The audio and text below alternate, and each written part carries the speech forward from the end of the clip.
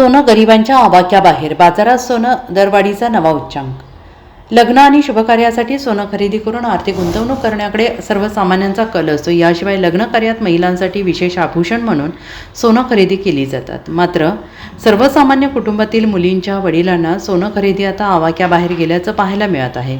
कारण सोन्याच्या दरात पुन्हा दरवाढ झालेली असून सोने दरवाढीने नवा उच्चांक गाठलेला आहे.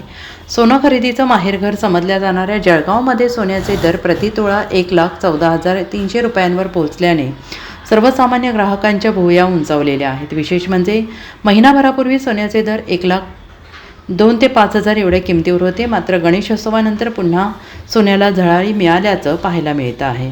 सोन्याच्या दरात गेल्या महिनाभरापासून सातत्यानं वाढ होत असून 4 दिवसांपूर्वी 24 कॅरेट सोन्याचा दर एका तोळ्यासाठी 1,10,650 एवढा होता. तर चांदीचा 1 किलोचा दर 1,29,350 रुपयांवर पोहोचल्याचं पाहायला मिळालं. गत काही वर्षात वाढलेल्या सोन्याच्या दरामुळे सोन्यातील गुंतवणूकदारांना 50% अधिक परतावा मिळालेला आहे. त्यातच आज सोने दरवाढीने नवा उच्चांक गाठलेला आहे.